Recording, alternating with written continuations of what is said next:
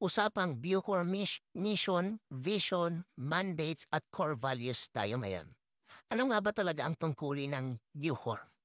Kung napadaan ka sa usapan na tungkol sa Bureau of Corrections, sigurado ang unang pumapasok sa isip mo ay kulungan, PDL at kung minsan ay kontrobersiya. Pero ano nga ba ang totoong mandato at layunin ng ahensya nito? Ara, himayin natin na mabilis pero malaman. Hi, ako nga pala si 124. Hindi ako vlogger, hindi ako influencer, pero ako ay isang certified na kupal. Yes, ako ang kupal na magbibigay sa iyo ng maraming impormasyon araw-araw. Pwede mong pahalagahan at pwede mong kupalin. Kaya kung kupal ka, tara, pag-usapan natin to. Mission. Baguhin at hindi lamang bantayan ang mga PDL. Ang mission ng Bucor ay simple pero mabigat. Siguraduhin ang ligtas, makatao at maayos na pagkakakulong ng mga PDL habang pinutulungan silang magbago. Hindi lang bantay, hindi lang rehas, kundi bagong buhay ang target. Mission. Modernong ahensya mas ligtas na lipunan. Ang vision ng Bucor ay maging isang professional at makabagong correctional agency na kilala sa makatao at epektibong pamamahala. Ibig sabihin, hindi basta kulungan kundi sistema na naglalayong gawing mas payapa ang ating lipunan. Mandato. Ito ang trabaho nila, hindi ang magchismisan sa maghapon. Una, seguridad at kontrol sa lahat ng national prisoners. Rehabilitasyon, edukasyon, livelihood, counseling, moral at spiritual programs.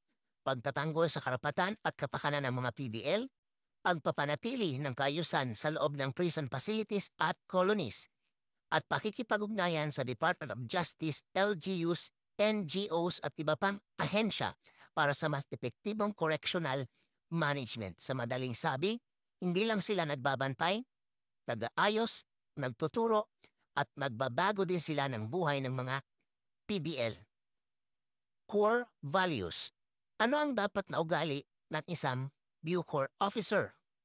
Mahadiyos, may integridad at malasakit. Makatao, may respeto sa dignidad ng bawat PDL.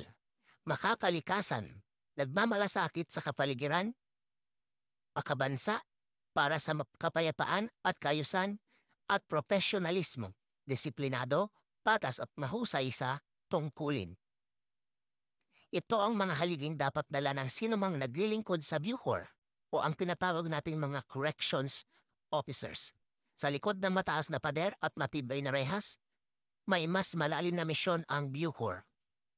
Ito ay ang tulungan ang mga nagkamali na mahanap ang bagong direksyon at sa huli, ang ligtas na lipunan ay produkto ng epektibong rehabilitasyon, hindi lamang ng matibay na pagbabantay. Muli, ako si 124. Kung gusto mo maging kupal, like, follow, and share.